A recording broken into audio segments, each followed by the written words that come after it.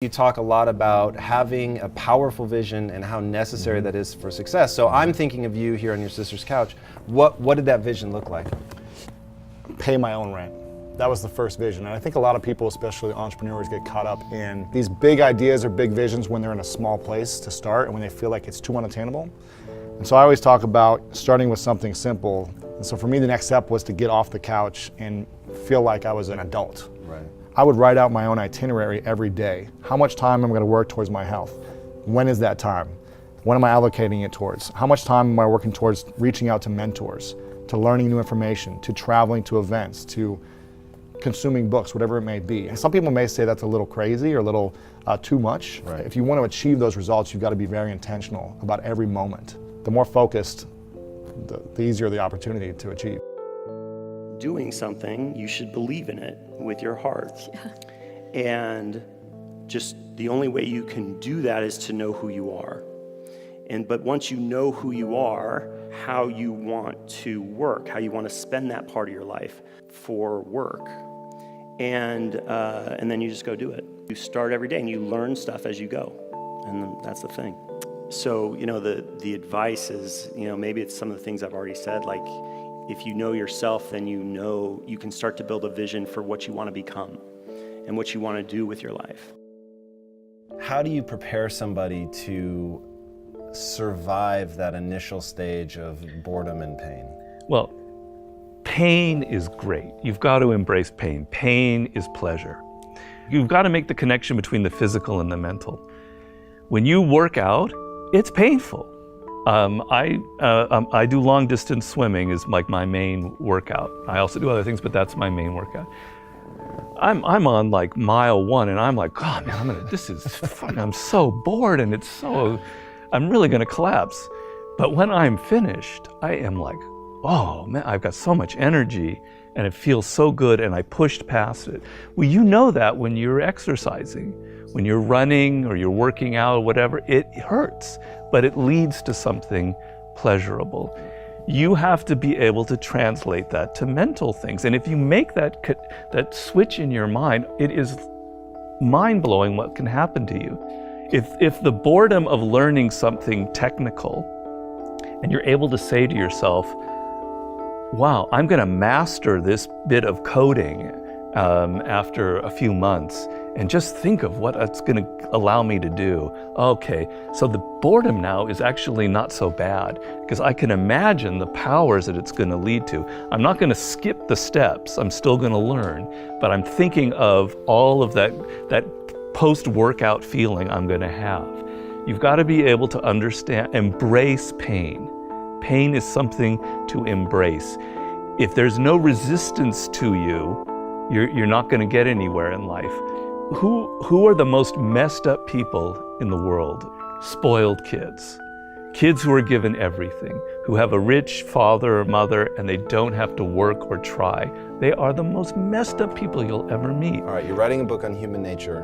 Why is that true? Because they have no limits, they have no resistance. They don't have to push against anything. They don't have to go like that to get somewhere. Does that atrophy something in the brain, do you think? Well, it's one of the laws of human nature. One of the laws is about what I call necessity. We are animals of necessity. When we have to discover or build something, we build it if our life is on the line. That's how we're genetically primed from several million years ago. And when there's no necessity, when we don't have to do something, we just lie around and watch television and smoke pot. You can have any habit you want to be. You can be lazy, you can be prompt, you can be late, you can be honest, you can cut corners. I mean, you have all these choices. And those are choices for you to make. Nobody else is going to make them for you. And I would suggest that you play this little game with me too. Think about the person you would most like to be in life.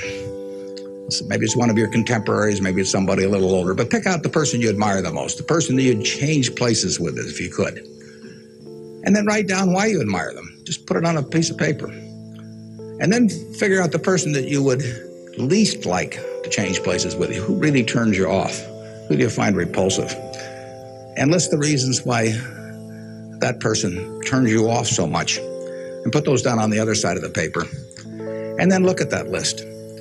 And you'll find that everything on the left-hand side, what you admire in other people, the qualities they bring to life, cheerfulness, generosity, all kinds of things, you'll find those are things you can do yourself. It's very simple. You got to apply yourself, but the habits you form in doing that early on will carry you through life. And on the other hand, you'll find that the things that make people repulsive, selfishness, obnoxiousness, all these things, egotism, are things that no one has to have. If you find those in yourself, you can get rid of them as long as you get rid of them early. So all I suggest is that you write down a list of what you admire, what you find contemptible, and decide that the ones on the admired side are ones you're going to acquire for yourself. And if you do that when you're young, it'll carry you through the rest of your life. This doesn't work if you do it when you're 50 or 60. By then, the habits are too well formed. But if you do it early, behavior becomes a habit. So if you do that, 2 or 3 years from now, if you go through the same exercise, you'll find out that the person you admire the most is yourself. That can be a little dangerous under some circumstances, but it's not a bad thing. I mean, you want to be somebody you like, and you don't want to be somebody that you dislike. And form those habits early. You basically can't miss.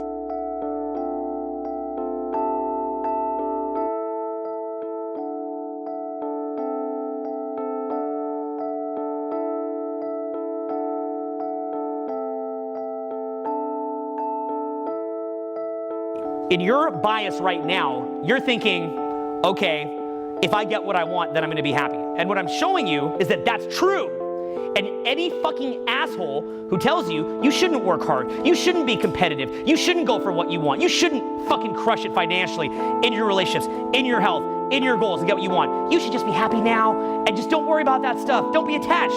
Any fucking asshole that tells you that, just look at them. You don't have to say it out loud, but in your mind, just say, go fuck yourself, okay? Because they're leading you down a path that's not there to serve you. They're trying to lead you into their groupthink to rationalize their own beliefs. But likewise, also realize that there's another way of looking at things where you could train yourself to have gratitude right now. You could train yourself to laugh right now. You could train yourself to be present to the moment right now. You could discover that when you think less and allow a space in the thinking so that you can get presence, a lot of genius and brilliance and spontaneity and awareness will come to you naturally. You may even discover that you've been getting in your own way. You may discover that you've been making yourself more tired and miserable than you have to be. You may discover that your most natural state is that of joy, and that a lot of modern society, consumer culture, and ego fulfillment has robbed you of a naturally happy state, that you could have spent the last several years of your life in the fucking zone, super happy, and then instead you've been chasing phantoms. You may discover that too.